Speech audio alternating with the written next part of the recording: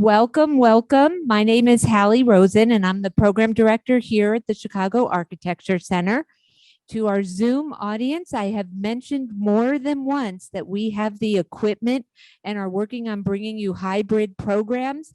And actually, today is the day. That is what we're doing today. So most of our audience is on Zoom. We have close to 400 people who have registered for today's event. But our speaker and our staff, and we have invited guests that are here at the CAC live. It is literally 2 years ago this week that we hosted our last live program in this room. It was actually March 10th, 2020. And who could have imagined that it would be so many months before we would be back at the CAC? So just a couple, give you a little information just so everyone knows who's here, that the CAC through March is open Friday through Mondays, 10 a.m. to 4 p.m. No masks are required. Our staff will still be wearing masks. And we will be installing a new exhibit, Energy Revolution. And during this time, beginning mid-March, the Skyscraper Gallery will be closed. So we really do want to make sure that all of our programs as we move forward are engaging to all of our audience, the virtual and those in live. Some of our programs will remain virtual, others will be in person only, and many will be, like today, hybrid. We'd love to know what you're thinking. So many of you have already received a survey we're doing about our programs and how we should be scheduling them going forward. So we hope that you will complete that survey. And then also, if you have any comments about today's program, just email programs@architecture.org because we'd love to hear your feedback. All righty, before I introduce today's program and our speaker, I got a little housekeeping to do. For our Zoom audience, you are all muted. We can't see your faces. If you have a tech issue, just write it in the chat. If you have a question for our speaker, and there'll be time for questions, we will have staff ask your questions and the live audience will be able to hear it, as will the Zoom audience. I did want to mention, I noticed that this audience here doesn't know we have people from Arizona, California, Michigan, all in our virtual audience. So for our live audience, you are not muted. We can see your beautiful masked faces, and you too will be able to ask questions. You'll need to use a microphone, but we will have staff that's available with a microphone to ask your questions. And everyone who is here will receive a recording of today's program within 2 business days. So let's get started. This is the 7th year that we are co-sponsoring this lecture with Preservation Chicago. We are honored to provide a format for the release of their annual listing of Chicago's most endangered buildings, architecturally significant buildings, and public spaces that must be saved. It's a milestone year for Preservation Chicago, as this is the 20th year that they have put this list together. Today's speaker, Ward Miller, is the Executive Director of Preservation Chicago since 2013. He was also a founding board member. He's basically dedicated his life, and he has much more to keep dedicating, to preserving Chicago's historic buildings. He was Executive Director of the Richard Nickel Committee, where he co-authored the Complete Architecture of Adler and Sullivan. He spent 2 decades on the issues committee of Landmarks Illinois, and he's been the vice president of Logan Square Preservation for over 15 years. Without further ado, I give you Ward Miller.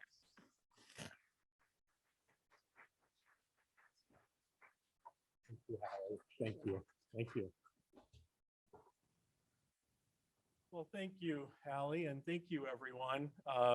It's an honor to be here again. This is our 19th year of announcing our Chicago 7 most endangered buildings. And as Hallie mentioned, we're acknowledging COVID protocols, realizing that the pandemic is still with us here. So we have a very limited masked audience here at the CAC. And we're really honored to be working in partnership with them for the 7th year in a row. A special thanks to the staff here that has been so instrumental in coordinating this event for so many years, especially CEO and President Lynn Osmond, Michael Wood, Nicole Korak, Hallie Rosen, who you just heard from, Ian Spula, Jennifer Latshaw, Christian Mystique, and Blake McFadden. We're grateful to all of you for making this program available, both in person and on a video platform. You know, we couldn't do our amazing and important work without the help of so many of you and our foundation friends and partners in Chicago. And we want to thank those partners, which we do each year at the Chicago 7 event. So we'd like to very much thank the Mary Ellen Day Mateo Foundation for their support, the Richard H. Driehaus Foundation, and Mr. Richard Driehaus, who this program is dedicated to today, the Alphawood Foundation Chicago, the Tawani Foundation, the Riva and David Logan Foundation, Chris and Lori Nielsen, the Lake Effect Fund, Gertrude Kemp Kurbis Trust, and the Fishman Family Fund, and especially so many of you out there. Also, special thanks to our board members, our board president, Brad Suster, our vice president, Jacob Kaplan, board secretary, Debbie Dodge, our treasurer, Stuart Berman, and all of the members of our board, that some of them are here today. Kathy Bond, Jack Spicer, Andrea Reed, Joyce Jackson, Charlie Vins, Diane Gonzalez, and Joanne Jesus. So much of what went into today is also, we also need to recognize our amazing staff at Preservation Chicago. So Adam Natenshin, our Director of Operations, Mary Lou Seidel, our Director of Community Engagement, Kathy Bond, our Director of Events, who made so much of today possible with the CAC staff, and Max Chavez, one of our newest members to our staff, our Director of Research and Special Projects. So with that, we begin. This is our Chicago 7 poster for this year. As you know, we have Steve Shannonbrook each year design a cover poster for us. We believe in supporting the arts community here in Chicago. And this year, it features the Up Top building, as it is referred to locally, at Altgeld Gardens. It's the commercial building, and it stands in a terrible shape today. But this really gives you an idea of how amazing this 1945, 1946 building is and can be once again. So we start our program. Well, we thought we would start our program.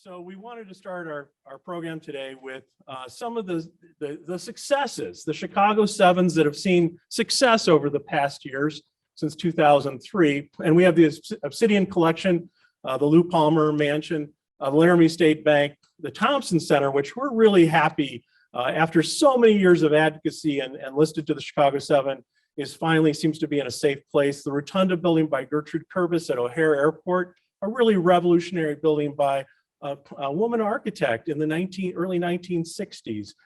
Francis Scott Key School, this represents the 49 Chicago public schools, mostly elementary schools that were closed, and the Agudas Ahim Synagogue in the uptown community, as well as the Chicago Union Station project. As you recall, they were going to build a high rise on top of this building at one time.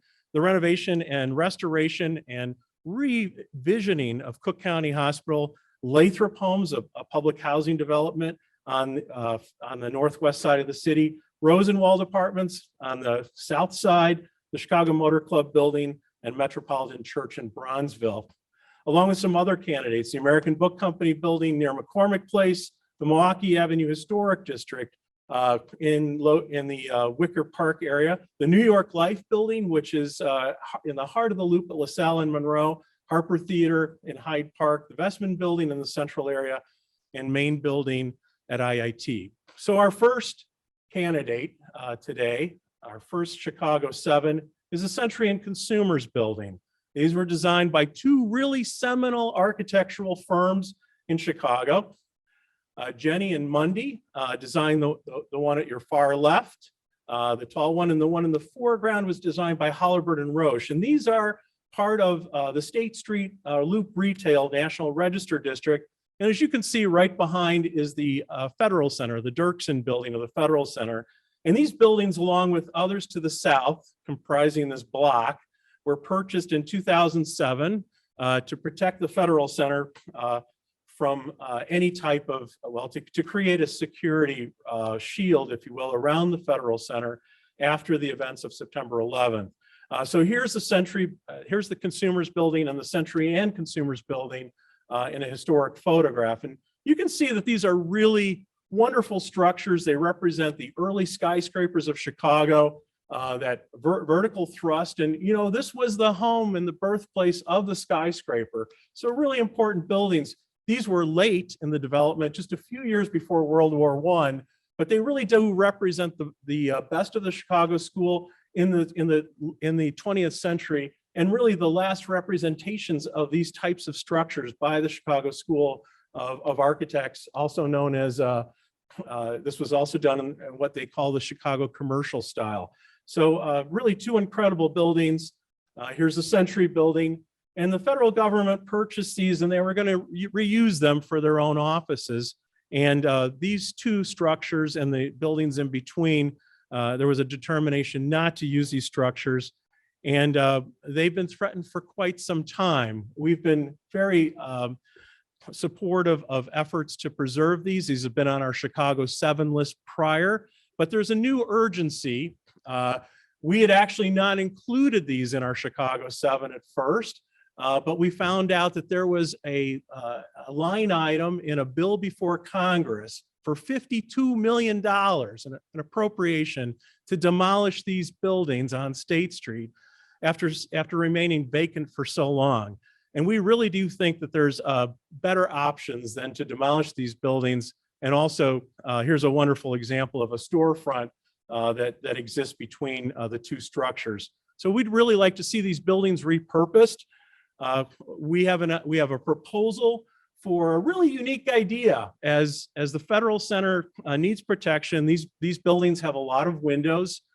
We have a collaborative archives project, a group of various archives from around the country that would like to relocate to these buildings and use them as an archive center, take advantage of all the students and graduate students in the Loop, one of the nation's largest college campuses when you combine all the universities together. And we have a commitment from those institutions to move forward with this. So we think it would be a loss to demolish these buildings and create a big hole, essentially another Block 37, perhaps for another 20 years in the middle of the Loop, and also upset this amazing district of buildings. Also, I just wanted to share with you that Chicago has brought together a bunch of buildings that will be part of a UNESCO World Heritage Site of early Chicago skyscrapers. And most of those buildings are in close proximity to this. So wouldn't it be tragic in the idea, in the concept that we're before UNESCO as a World Heritage Site and we're demolishing really significant buildings when there's an alternate reuse idea for these structures. Our next project and our next Chicago 7 is the public housing developments at 3 locations. Our first is Altgeld Gardens, and this is that commercial building up top, as it's known locally, that's really phenomenal. This is by Keck and Keck, really an amazing firm designed in 1945, 1946 as a commercial shopping center in the middle of this public housing development. This is owned by an individual developer. CHA was to acquire it, but there's never been a good agreement. But I think you can see by these pictures This is really an amazing development. And we're really proud to make this one of our Chicago 7. This was going to be our top Chicago 7, our number 1 before the crisis came together regarding the Century and Consumers building. And part of Altgeld Gardens and this up top building is this wall of remembrance with all of these handwritten names of the victims of gun violence, which is really, really touching to all of us. And, you know, you look at these names, it's almost incredible to perceive that all these people have lost their lives to violence in our city and in the region and in Altgeld as well. So this is part of our larger public housing nomination. Also at Altgeld is this amazing school building. This is known as C Building. It's part of the George Washington Carver network of elementary schools at Altgeld Gardens. And this building helps to form an L shape around the perimeter of the park at one end. And it's really tragic that this wonderful little one-story building has fallen into such disrepair. It was threatened with demolition. Both of these buildings were on our sister organization's Landmarks Illinois list last year, but we've been involved in Elkgeld for more than 15 years. And here you can sort of see what this has become. And it's just really criminal, if you will, that we let these buildings slip into such disrepair, especially, you know, in a school situation where you've got elementary school kids playing in the buildings that are nearby of a similar design. And here's sort of a larger idea of what the structure looks like. It actually has another wing. It's sort of a T-shaped building if you were to look at it from above. But it's really a remarkable building. And it's just tragic that these are falling into disrepair, and the Chicago Board of Education and the City of Chicago and the Chicago Housing Authority can't get it together, if you will, to get these buildings back in order and be a resource for the community. And the community's got great visions for these buildings. And we've been talking about this for a while, but nothing seems to happen. So we're hoping that this will motivate all the powers that be. And just to give you an idea, this is building A, which is just around the corner from building C. And as you can see, it's a very similar design. And here you see it, and it's sort of in a usable form, if you will. So this is what all these structures look like. And there are a number of these buildings all linked together, as I mentioned, forming a sort of an L-shaped ring around one corner of George Washington Carver Park at Altgeld Gardens on the far south side. And then we get to places that are a little more central, like Cabrini Green and the former Cabrini Green and the Cabrini row houses that are bounded by Chicago Avenue, Hudson, Larrabee, and also Oak Street. And here's 586 buildings, most of which sit empty, 140 of them at the west end and were renovated a number of years ago. But why are we allowing these buildings that are really amazing? And this is by a who's who of architects that came together. You'll notice a lot of these names look familiar. They're familiar names that still run architectural firms in our city. And you can see the close proximity to downtown and the Sears Tower. And yet these buildings languish. And we've been part of Section 106, federal Section 106 hearings on these structures. And the solution was to tear down half of them so that, you know, emergency vehicles could get up and down the streets. And, you know, our response was, well, how did they do it for the 70 years prior? So, you know, an amazing group of townhouses that have a beautiful human scale to them. And these are being squandered, if you will, because they've been vacant for almost 20 years. This is a little street marker at Cambridge Avenue. And you can see Cambridge Avenue on the side of this in a little detail of the sculpture. Really phenomenal things. This is the last one that we're aware of that still exists. These used to be on every corner. And then we go to the Lathrop homes. As you know, this is a large site on the northwest side, and the north side of Lathrop homes has been restored and renovated, and people have moved in there. And it was, let me tell you, it was a 20-year effort to save that north half, actually to save the whole development. But the south half, the south campus, languishes, and it's boarded up, and it's really awful. Again, you know, we want all the stakeholders in this city and the CHA and all the people involved to figure out a way that we can get these things moving. And you can see another a host of great architects that were involved in this, from Daniel Burnham's son Hubert Burnham to Tom Talmadge and Vernon Watson, and you can see all the way down to Jens Jensen, the landscape architect. So the fact that we're squandering these structures is really terrible. And CHA will tell you, oh, we're going to get to that in time. But at Altgeld Gardens, I didn't mention that there were 500 plus units that were demolished because the buildings were just too far gone. And that's really unfortunate that happened. So we don't want to see the same thing happen here. These buildings were actually in good shape until about 3 or 4 years ago. Here's an image of one of the buildings on the south side of Lathrop Homes before people were moved to the North Campus. And here it is today, a mere 4 years later. So you can see the amount of deterioration that's happened, the lack of security, the lack of care and concern. And I think Chicago's most vulnerable residents, we believe, deserve more. This is an image of the North Campus, one of the buildings there, which have been remarkably restored. Very successful. There's a waiting list. We want this partnership to come together and start working on the South Campus as soon as possible. Our next Chicago 7 is St. Martin de Tours. It later became St. Martin de Tours. And then even later, the Chicago Embassy Church. And this is at 59th and Princeton. And for many of you that take I-94, the Dan Ryan, out of town or into town, you'll see this building, which stands monumentally over the expressway. It's a fabulous structure designed by Henry Schlacks in 1895. Henry Schlacks was known as one of Chicago's best ecclesiastical architects. He worked for Adler and Sullivan. And here's a remarkable structure. Here's a historic image of the building.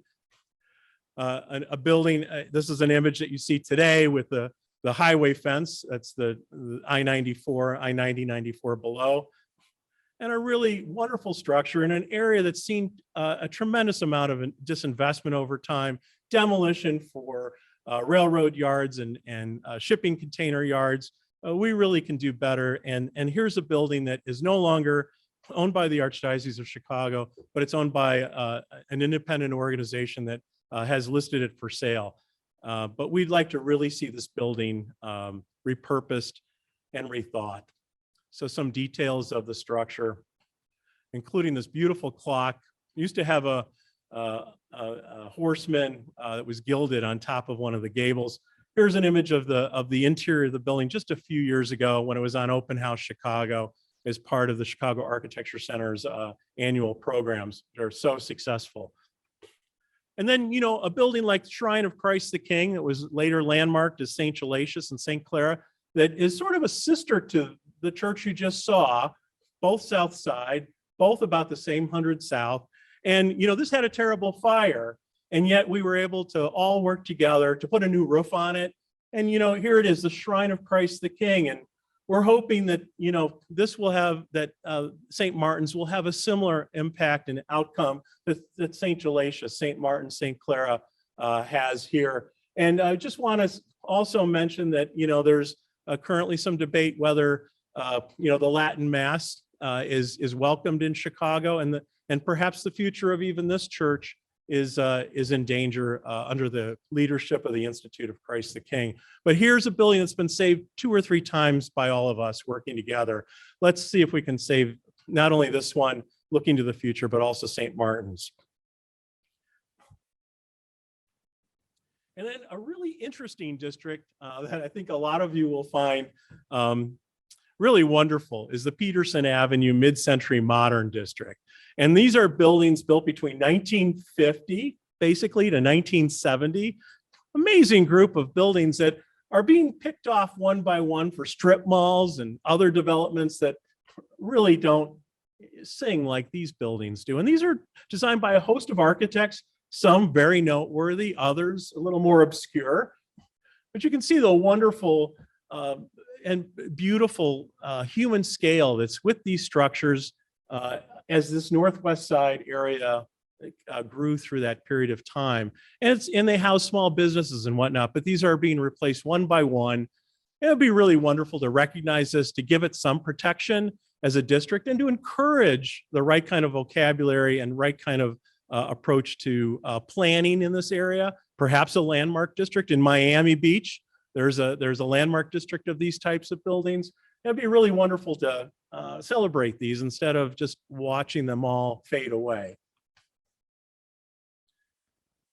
So really remarkable structures, and of all different periods and styles, which is really unique for a small commercial business district on the northwest side. And I want to end this particular category with the Sapphire building. This was recently just demolished for replacement with a building about the same size. And we really think this was a remarkable little structure that really had a life. It was ironically developed by Arthur Rubloff for his company in the 1960s. And then a place that's known and loved to many of us, Promontory Point. This is really part of Burnham Park, where it meets Jackson Park in the Hyde Park community. It's, as you can see, the loop in the distance in downtown Chicago. And it's a remarkable peninsula out onto Lake Michigan, designed by Alfred Caldwell, who is very noteworthy for his work at IIT with Mies and others as a professor there for many years, as well as his noteworthy landscapes, one of them being landmarked. That would be the Alfred Caldwell Lily Pond, formerly the Zoo Rookery in the Lincoln Park Zoo area, just next to the conservatory. And here's a really wonderful peninsula where so many Hyde Parkers and people across the city enjoy this lakefront area. You really do feel very special when you're out here.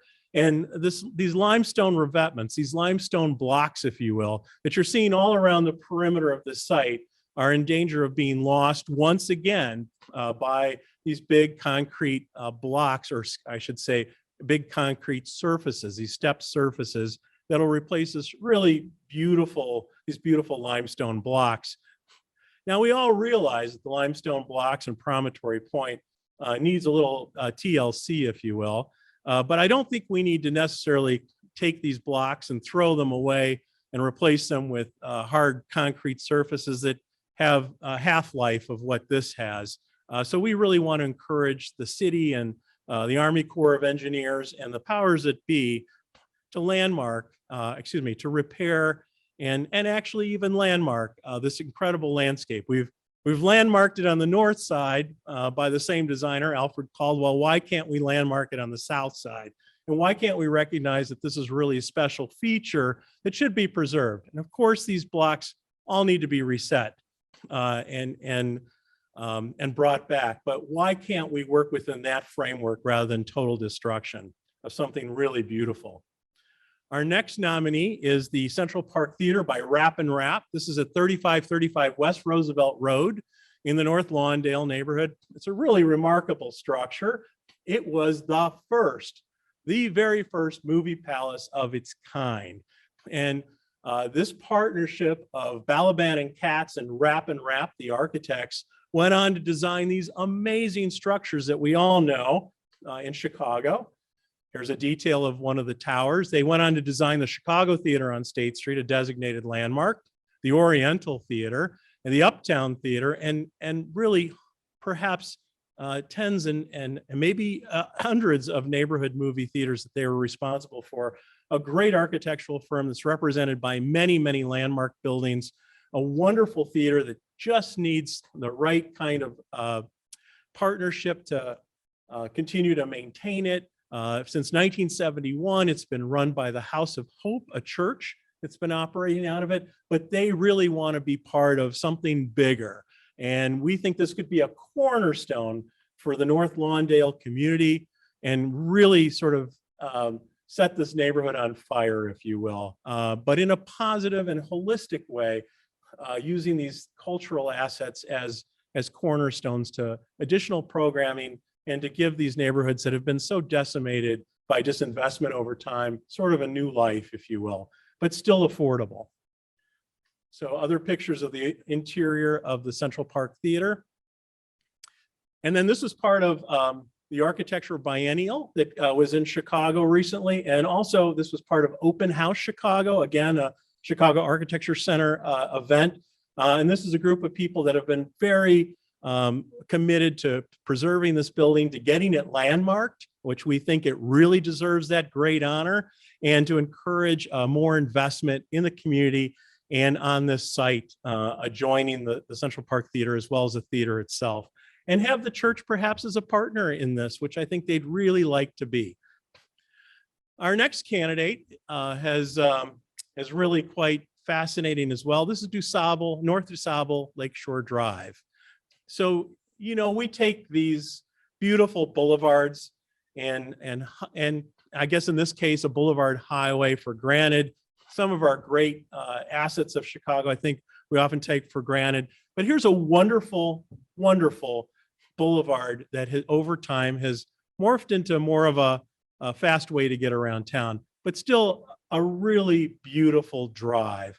And there's a plan to revision North Lakeshore Drive, now called North DuSable Lakeshore Drive, and to straighten out all of these curves and these special features and these bridges, which we find really disturbing. That will bring it up to highway standards, which we feel that Lakeshore Drive really isn't.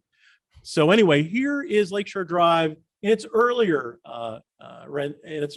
time, with, as you can see, lovely historic mansions lining the street, and really, you know, early automobiles, but, you know, more like a boulevard in the boulevard system that runs through our city, which this is a part of, rather than a highway. But we understand, you know, the need for a highway, if you will, along the lakefront.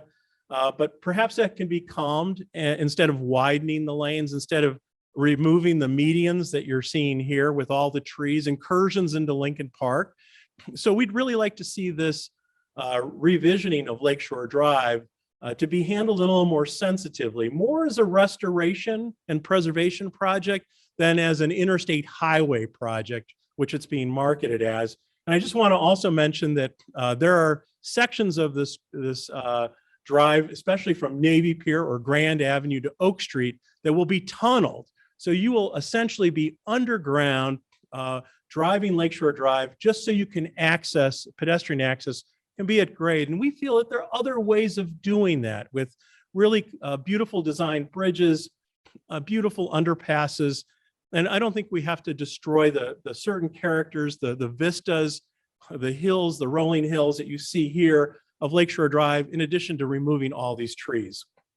And these bridges would also be demolished as well.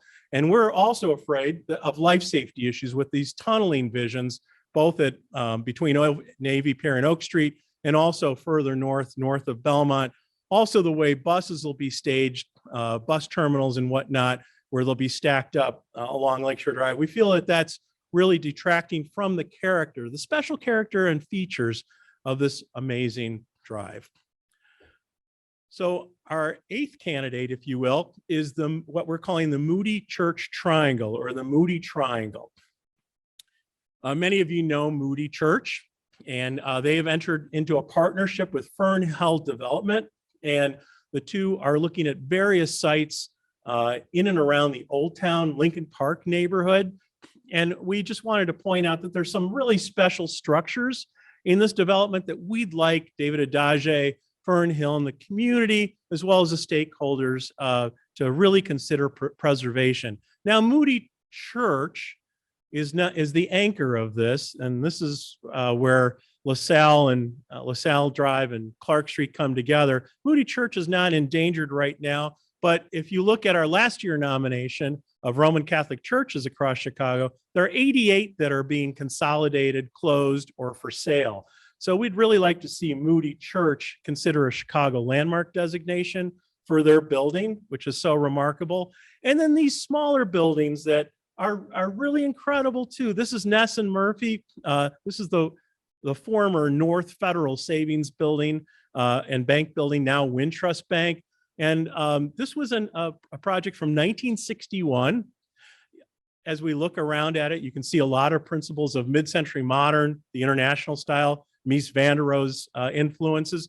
But to give you an idea of how important this building is, the city wanted to landmark this about 10 years ago as part of the neighborhood banks district.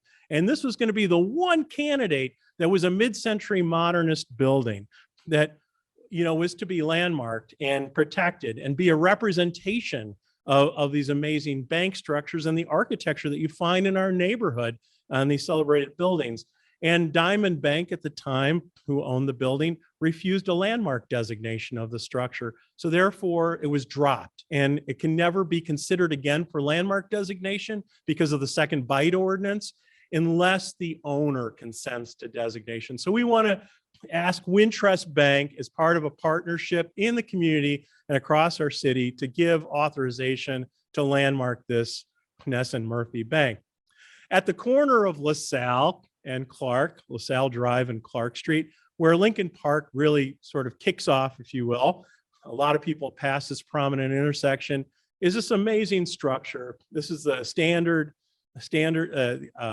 Amico standard, archway standard gas station designed by George Turp in 1971. And I think this is the first time we've ever had a gas station listed as one of our Chicago 7. But it's a really remarkable station, as you can see here in these photographs. And we'd really like to see this building, or I should say this canopy structure, saved. And if there is a project that will take this site, which is a highly visible site, it'd be great to engage this canopy structure in larger plans. We think that could be done, especially if it's a creative architect and a creative developer working with it. So I just wanted to sort of end our Chicago 7 candidates on that note, and then talk about some of the threatened candidates. So we have the South Chicago Masonic Temple, the Roman Catholic Churches of Chicago. These are cornerstones of our community. So many of them are being closed and consolidated and listed for sale. It's really ridiculous. The CMD Pershing Road district, as well as the early original CMD district, the Union Station Powerhouse. This is on the Chicago River, the South Branch, near the Roosevelt Road Bridge. We have 32,000 signatures on a change.org petition to save this building. I mean, that's really incredible. And Amtrak still wants to demolish it, but after 5 years of sort of wrestling with them, they're now considering reusing this building as a storage facility for some of their equipment. So we'll see where that goes. This is ironically the last building on a lot of the Chicago Architecture Center's boat tours or architectural boat tours. This is where the boats turn around. And wouldn't it be tragic to see a steel shed that could be found anywhere in the United States or the world replace this building? And that was the solution before we all got involved. The Washington Park National Bank in the West Woodlawn community, and Roseland's South Michigan Avenue, which should be reinvested and preserved. The Phyllis Wheatley House, this was a home for women that were coming up from the South, African-American women that didn't have family or friends in Chicago. And they stayed at this home. This is the third of the Phyllis Wheatley homes that still exists, and it's in terrible shape on the South side. The owner has consented to landmark designation, but you can see it's in terrible disrepair, and the funding isn't there to repair it. But how can we lose these important African-American landmarks? This is almost insane that we let buildings fall into this type of shape. Cassidy Tire Building by Henry Schlacks, who designed many of our Roman Catholic churches, admired by Adler and Sullivan. Here's a Chicago school building. And by the way, it was also moved once before. Early in its years, it was moved about 200 feet, and it's now threatened by a large apartment building. Right on Wolf Point, where we don't need another tall building, to tell you the truth. Second Church of Christ Scientists, this is being demolished with its outer walls saved for a mid-rise, if you will, 7 to 10 stories. This is by Beeman, and this is a good representation of what the World's Fair in Chicago was like. Beeman's Merchants and Tailors building was modeled. This was modeled after that building that was an award-winning structure. Loretto Academy, an amazing structure, and a very integrated high school building on Chicago's South Side in the Woodlawn community, adjacent to Mount Carmel, and then the Hotel Guyan in the West Garfield Park neighborhood, 10 stories of building For 10 years, we've not been able to get anyone interested in this. There's a $10 million funding gap to make this a reality. And in reality, it'll take $50 million probably to demolish this building. So why not invest $10 million into a building that, you know, Chicago's most vulnerable can enjoy, rather than to create a vacant lot at $50 million. And then St. Adalbert's Church, or if you're from Pilsen, it's St. Adalbert's, part of this campus of buildings that are really remarkable by Henry Schlacks, had a really incredible congregation. At its closing and deconsecration, it was a full church with probably more than 700 people attending, and yet it's being closed down and shut down. And it's just really, really wrenching. And then things like the Washington Park substation, 20th century Chicago sculpture. We're seeing these disappear throughout, including the one in the Sears Tower, now Willis Tower, if you will. And this is in storage, in a legal battle and fight. But we also lost to Henry Moore, and we also lost the Symbiont in front of the Standard Oil building a number of years ago. We're just whittling these away, if you will. So why is this happening? Why don't we have more protection of these public sculptures that were part of the deal, after all? You build a plaza, you can put a taller building on there, on that site. You add a structure, a monument, a piece of art, first-class art, you know, you get an extra bonus there. You can go a little taller. We've sort of forgotten all those rules. And then, of course, Madison-Pulaski District in the West Garfield neighborhood. We really want the city to focus on this on the next round of Invest Southwest. It's an amazing intersection, an amazing group of buildings, and a community that really has seen terrible disinvestment, or tremendous disinvestment, really dating back to the 1968 riots. And we can't let our neighborhoods and our communities fall into this type of disrepair. It's really tragic. The Jeffrey Theater in South Shore is scheduled to be demolished for a new movie theater complex and entertainment complex. We think this is awful, that 71st Street wall will just be perhaps lost with this building and its adjacent housing structure next door, the Spencer Arms Hotel. Both will be demolished. And then the Pioneer Arcade in the Humboldt Park neighborhood, which another amazing building. We're so happy to see the North and Pulaski Pioneer State Bank be rethought with as part of a big development project. But it's really tragic to see this just merely across the street still languishing. And this is our 2022 Chicago 7 video.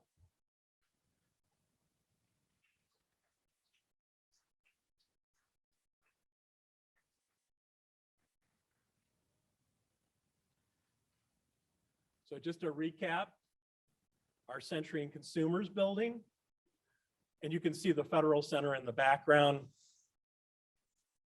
And these are, could you imagine anybody demolishing these two incredible structures? And to have a bill that will help sponsor that. And then the public housing sites, Altgeld, Lathrop, and Cabrini row houses.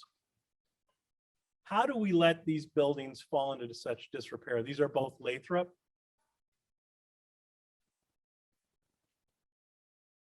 And the powerhouse at Lathrop that really should be saved. Cabrini row houses from the sky. And you can see the beautiful qualities of these buildings, the human scale. There's gardens in between these rows of houses. Altgeld Gardens commercial building. And Building C of George Washington Carver Elementary School.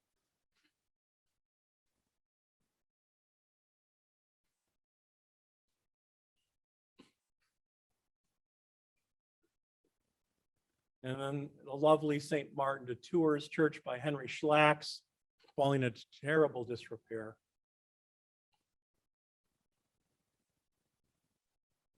And some of the amazing details of the structure, the carved limestone, the clock, the features, and even the interior is quite fabulous.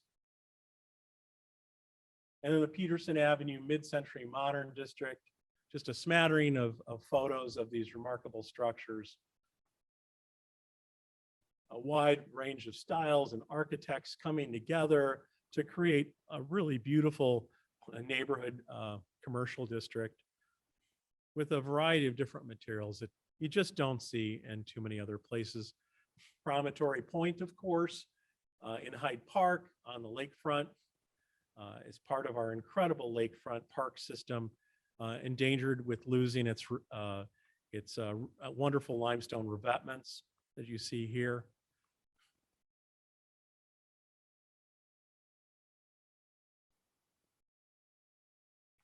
The Central Park Theater by Rap and Rap, again, a very early movie palace. Brought together a lot of different ideas that brought us the movie palaces that we all know and love from just a decade later. And views of the interior of the Central Park Theater. DuSable, North DuSable, Lakeshore Drive. Another amazing Chicago asset that, you know, could be squandered and remove so many highways like this, especially with the tunneling they're projecting, are being destroyed and ripped out in places like San Francisco, in Boston. And here we are going backwards with this revisioning plan for one of our most important boulevards, streets in Chicago. And of course, Moody Triangle, again, the Moody Church, a really fabulous landmark building that should be landmarked. By the way, you need to consent to landmark designation if you're a religious house of worship. So we'd like to see consent to designation for that, and also the Wintrust Bank that you're seeing here, and also the Archway Standard building would be a marvelous way to either recognize this as what it is and what it was designed as, a gas station, a service station. But, you know, if that needs to be redeveloped into something else to engage that canopy and that amazing structure by George Terp, who designed 14,000 service and gas stations across the United States for Amoco Oil in his career. So we'd like to see these buildings preserved. And again, we want to recognize Teddy Holcomb, who was responsible for this video, and also Kathy Bond, who was responsible for making this event happen, along with all of our CAC partners today. And thank you for being here. And we have a little time for questions, I believe. Okay.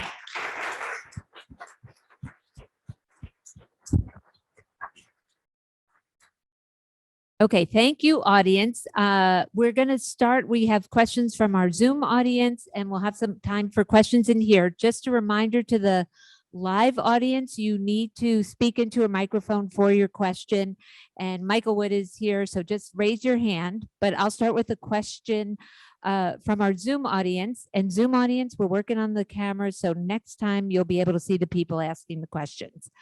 I love the inclusion of the mid-century Peterson Avenue corridor. I was wondering if any of the motels a bit further east are also included on this list. Yes, so it's a 2-mile stretch that we're looking at, which runs down Peterson and also Lincoln Avenue, parts of California Avenue and Sacramento Avenue in this area. But since there's a big concentration of these structures on Peterson Avenue, we thought that would be the best way to identify the area. But it is the Peterson Avenue district, which includes many of these mid-century buildings located nearby on other streets as well. Any questions in the live audience? Don't worry. Oh, got one back here. Ward, you've been very successful at getting private foundations to donate to the preservation cause. How do you think you could use that magic on the governmental agencies and the city? Oh, that's a whopper of a question. You know, I really think that we need to bring all of our philanthropic foundations in Chicago together with our city elected officials and stakeholders to preserve these buildings and these sites. And I think we can do that. Remember that districts like the Peterson Avenue district was built in the 1950s and 60s and 70s. So when the Chicago Historic Resource Survey was coming together, those buildings were not identified. It'd be wonderful to have the city work with philanthropic foundations to update that survey, and not only to recognize buildings of the modern movement and buildings that we find culturally or historically significant in our city that maybe the team didn't identify in the 1980s and early 1990s. But wouldn't it be great to also look at landscapes and special features of Chicago that we identify with our city, like Lakeshore Drive, like Promontory Point, like Alfred Caldwell's Lily Pond, where we could assign a color coding to them to realize and to suggest how important they are to our city. So I think a partnership is the answer, and we've worked in this realm before, and we hope to continue to. Thank you. Okay, we have another Zoom question. Can Altgeld Gardens and Lathrop be repurposed for the homeless and/or senior housing? Oh, absolutely. You're preaching to the choir here. We think that these assets that are vacant and mothballed and sometimes falling apart, as you saw in the presentation, could be great assets for Chicago's most vulnerable. It's seniors, it's low-income families, as well as its moderate-income families. We need housing that's affordable in the city, that isn't, $5,000 a month in a downtown high-rise for a studio or a one-bedroom apartment. We really need to engage this, and we're seeing 100% affordable developments cropping up in and around our city. We need more of those, and these buildings were built for that purpose. So it's really unfortunate that they've stayed vacant for too long, but we really want to encourage CHA and all the city agencies involved to get off their hands and really put these buildings back on the market and to serve those that are most vulnerable to our city. And yes, I think we can do all the above, and our homeless problem is also tied to this problem as well. So we could solve a lot of issues by getting these almost 1,000 units back up and on the market and available to those that need them most. Are there any more live audit here? Yesterday, Friends of the Parks came out in favor of using the existing McCormick Center building for the casino project. How does Preservation Chicago feel about that? Well, that's a great question about the Lakeside Center at McCormick Place. That building was one of our Chicago 7 most endangered a few years ago. And last year, as you'll remember, we had the Chicago Lakefront as a nomination for our Chicago 7. And our poster back then included a view of the parks and the downtown from the platform of the Lakeside Center with that incredible roof hovering over and a column coming down. That's an amazing building that by Gene Summers and Helmut Jahn, and it comes straight out of the school of Ludwig Mies van der Rohe and IIT, his graduate student studies at IIT. And we'd really like to see that building repurposed. At that time, we were considering this as a cultural and field house type building where you could have all these wonderful activities within that structure. It could be the world's largest field house and reactivating Erie Crown Theater and really have a showstopper, if you will, of a building on the Chicago lakefront that could have all these amenities, restaurants, a jogging path running through it, swimming pools on the lower levels, tennis courts in those big glass rooms. Basketball courts, biking trails, a running trail, a running track on the roof, along with solar panels on the roof that could maybe help this building function and make it green and LEED certified. However, there's a new proposal to engage this building as a casino. And we're of the opinion that if and only if a casino is coming to Chicago, and I'm personally not a gambler, although you'd never know by the buildings we put on our list every year, which is a huge gamble, let me tell you. But if and only if a casino is coming to Chicago, we think that this site could be a serious consideration to save the building from demolition, which has been threatened before in the past by the people and stakeholders that are at the top of McPier, Metropolitan Pier and Exhibition Authority. If this building is to be renovated, it'll fall on the backs of the taxpayers. The casino proposal will lift some of that burden.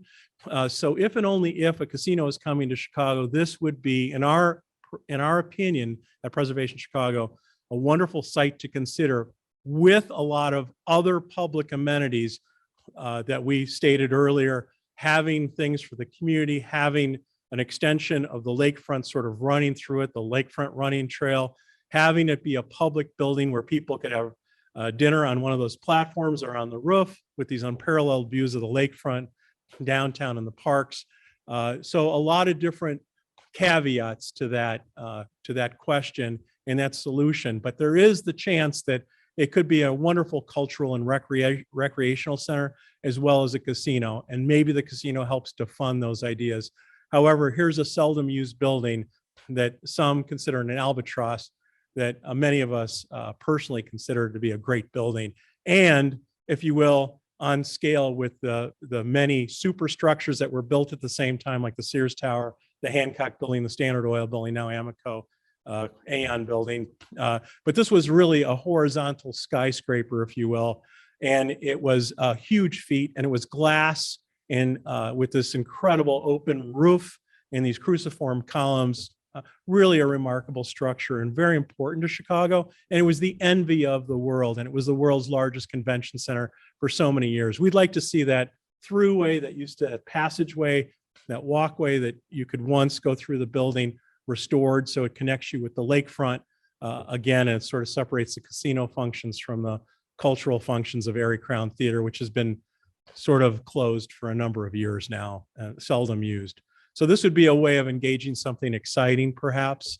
Again, we're not casino advocates, we're building advocates, and this is a solution towards a reuse of a building that's 3 football fields long.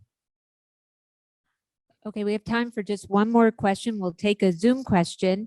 How can a general citizen not officially tied to the architecture community, other than being a CAC member, help support these preservation efforts? Well, that's a great question. So you're already a CAC member. So now one step done and checked off. We'd like all of you to become Preservation Chicago members. And our information is up here on the screen and on your home screens. But, you know, I have to tell you, just getting involved with your community organization, reaching out to us as an ordinary citizen, sharing your ideas, sharing your concerns can really be helpful. So many of our board members are from across the city in different neighborhoods, and they bring us issues. But we also have everybody, regular folks, just emailing us, calling us every day, every hour of the day, to tell you the truth, inquiring about how we can save these historic buildings or these culturally significant buildings or these architecturally significant buildings across our city. So we're here to help. I want you to know everything we do is pro bono. We give it all away. If you join our organization, you can either pay with a membership or you could just join and sign up on our newsletter. We don't discriminate. Our newsletters are monthly. They're authored by Adam Natenshin, our director of operations, and sometimes by all of us. And I just wanted to mention that they're 30 to 130 pages. They come out the first week of the month, of the next month, and they're a remarkable resource, we feel, with a lot of links to other news articles and connections. So we find it to be an amazing resource. We also publish a 100-page booklet that is our Chicago 7 each year. If anyone's interested in that, please let us know. The Chicago Architecture Center will probably be selling them when they're available in the next month and a half or so. Incredible research photographs, and what you're seeing here is just a fraction of what goes into those books. But we want to encourage everybody to become involved at Preservation Chicago or other advocacy and community organizations throughout our city, and your voice really does matter. So thank you. And thank you. Great. I want to just thank you, Ward, for another year of a wonderful presentation. We'll see you back here next year for the 20th unveiling. Thank you to our audience, both live and on Zoom. You need 2 websites to remember: architecture.org, so you can sign up for future programs and see what we're up to, as well as preservationchicago.org to learn more about today's presentation. Thank you, everyone, and we'll see you soon. Thank you, Hallie.